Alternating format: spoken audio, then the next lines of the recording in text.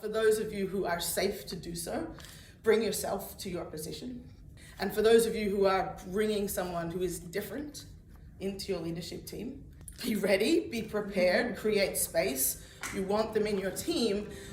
Anticipate the things that they're going to want to challenge and be ready and open for those differences.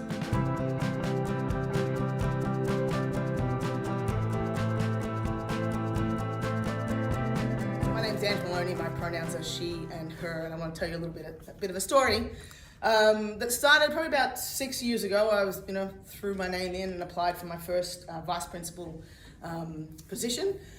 That time we did a lot of those things on Skype, actually one of those automated interviews. I got through a few processes and then was lucky enough to get through to the final 3.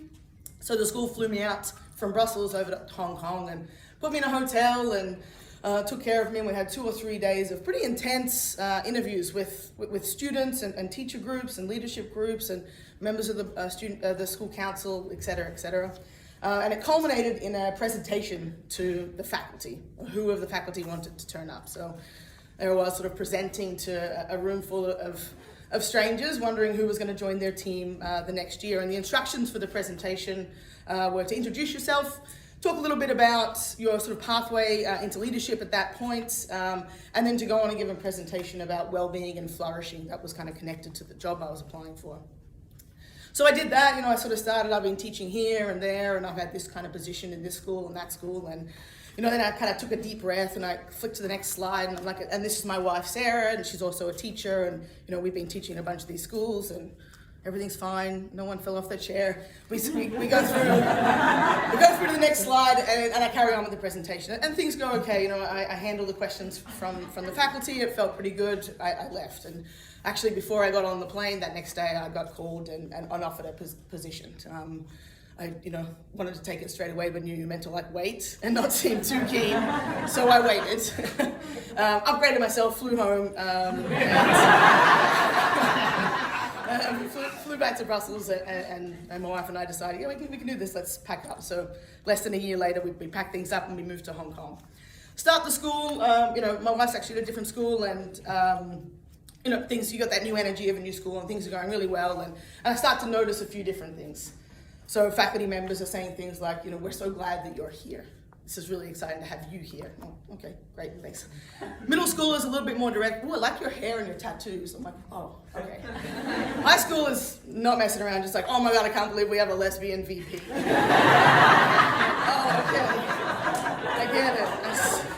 I see where we're going here. And not long after that, a friend of mine, or a Twitter friend at the time, Trisha Friedman, has a podcast, plug, Be a Better Ally. And she invites me on the podcast. And I'm like, I don't know why you want me on the podcast. She gets some great folks on the podcast. So we go on there and we talk about being queer and visible, and especially being queer and visible in a leadership position at school.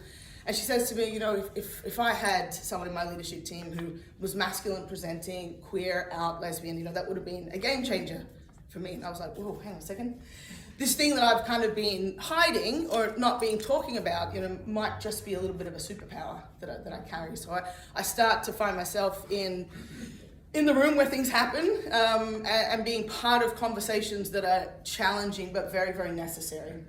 I question the staff dress code that clearly does not fit what I wear to school. I support the students as though they question these kinds of things. We talk about bathrooms and sports, and I have valuable insights. And I think while the school wanted me there for those insights, they weren't quite ready to have those conversations. We do okay, we get through, we have these challenging but necessary conversations. A few years later, I find another opportunity to apply for another position. I go into that with a little bit more confidence. I think I said in the interview that international schools are systems of white supremacy, and I still got the job. So they knew what they were getting that time around. But I still found myself in meetings and with people surprised by the things that I was saying. And so I think that brings me kind of to my pearl, and it's 2 parts, if I may. For those of you in the room, if it's safe for you to do so, and I do say this with the privilege of my whiteness at the intersection of my queerness, but for those of you who are safe to do so, bring yourself to your position. And for those of you who are bringing someone who is different into your leadership team, be ready, be prepared, create space. you want them in your team, you know, anticipate the things that they're going to want to challenge and be ready and open for those differences.